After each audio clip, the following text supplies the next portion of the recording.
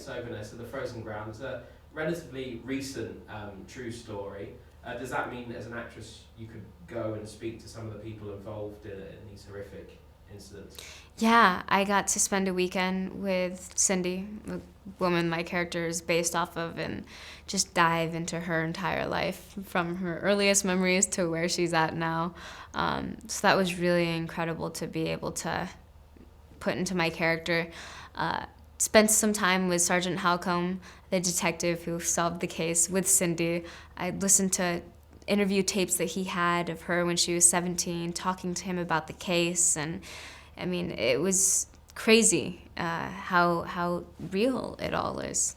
Does that put more pressure on yourself as an actress that you're trying to do the best you can to portray a real person, somebody you spent a weekend with?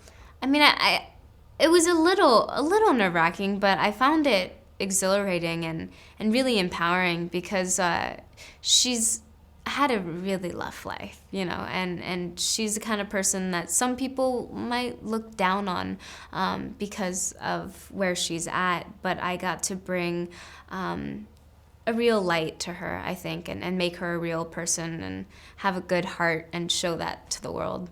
When you spend a weekend with someone like Cindy who's gone through so much in her life, does it make you look at your own life?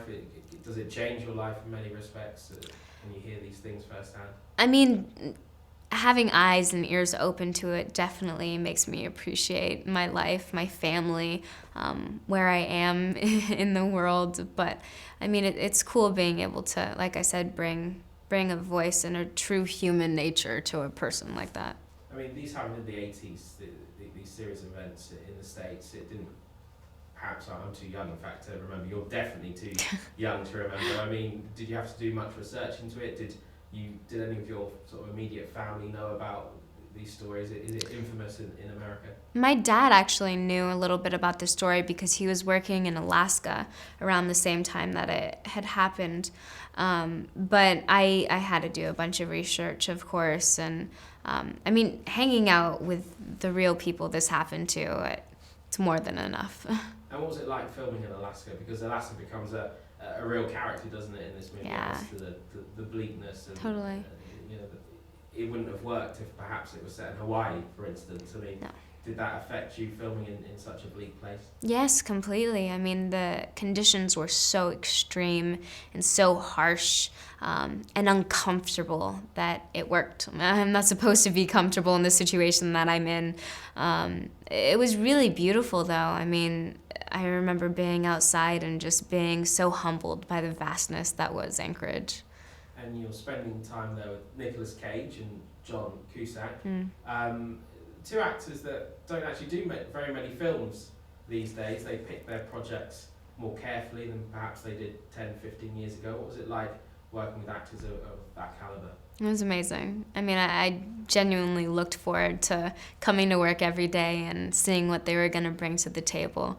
And they brought so much, and they were so generous and giving as actors, and got reactions out of me that I wouldn't have done if they would have inspired me to. So it was nice going to work with people who know exactly what they're doing. Is that your career projection now, after sort of living in this Disney bubble?